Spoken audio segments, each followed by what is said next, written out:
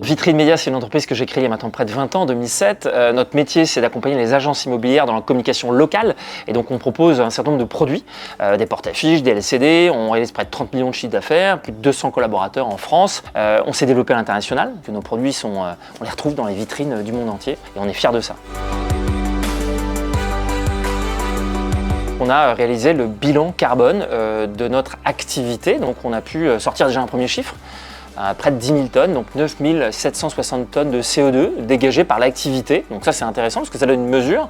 Et l'objectif, ça a été de se dire, mais comment est-ce qu'on peut faire pour réduire l'impact en gaz à effet de serre de l'activité?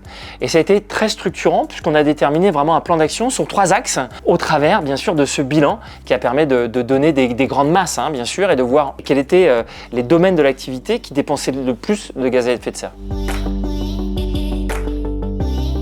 Ce qu'on a constaté, c'est que 50% de l'impact GES, c'était dans l'utilisation des produits. Deuxième mesure, c'est que 30% de l'impact gaz à effet de serre venait de l'achat des produits ou de la fabrication des produits. Et puis troisième élément, effectivement, c'est dans le retraitement en fin de vie des produits. Donc on s'est dit, il faut vraiment qu'on agisse sur ces 3 volets qui sont clés pour réduire notre impact carbone. On a décidé, à partir de 2022, et ça a commencé en septembre, de communiquer auprès de nos clients et de leur dire voilà, on va maintenant vous demander et vous recommander d'utiliser vos vitrines entre 7h30 du matin jusqu'à 20h30. Et on a vu que nos clients ont suivi à 85% cette recommandation. Donc vraiment, c'est un succès. Ça veut dire que nos clients sont sensibles à l'environnement, en tout cas, ont répondu présent. Donc on a pu, dès 2022, à la suite de ce bilan, agir fortement avec un impact de moins 25% sur cette utilisation. Et ensuite, on s'est intéressé aux produits. On s'est dit qu'il fallait qu'on propose des produits qui avaient un impact moindre. Donc on a lancé un nouveau projet, le nouveau VM2, qui a un impact gaz à effet de serre de 30% moindre. Pourquoi? Parce qu'on utilise de l'acrylique recyclé, parce qu'on utilise des LED plus efficientes. Donc ça a été vraiment marquant. Ça, c'est sur la partie porte-affiche. Et sur les écrans LCD, on a lancé notre propre fabrication d'écrans LCD. Et nos nouveaux produits, EcoSmart, consomment moins puisqu'elle est mieux adaptée à l'utilisation en vitrine. Et c'est aujourd'hui, en 2024, un produit qu'on lance sur le marché et qui va nous permettre de réduire notre impact sur la partie fabrication.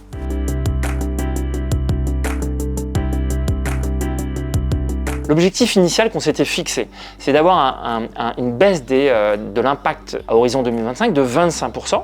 Et on avait un objectif à moins 50% en 2030. Aujourd'hui, à date, entre 2021 et 2024, on a une baisse de moins 30%. Je trouve vraiment que c'est exceptionnel et on ne l'aurait pas fait sans l'apport de R3, ça c'est certain.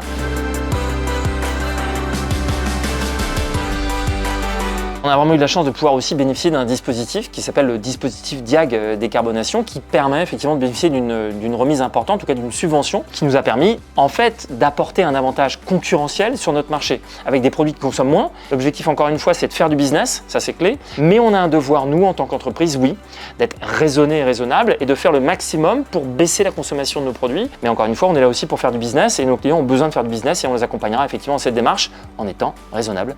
C'est bien l'objectif qu'on a voulu se fixer avec l'accompagnement de R3.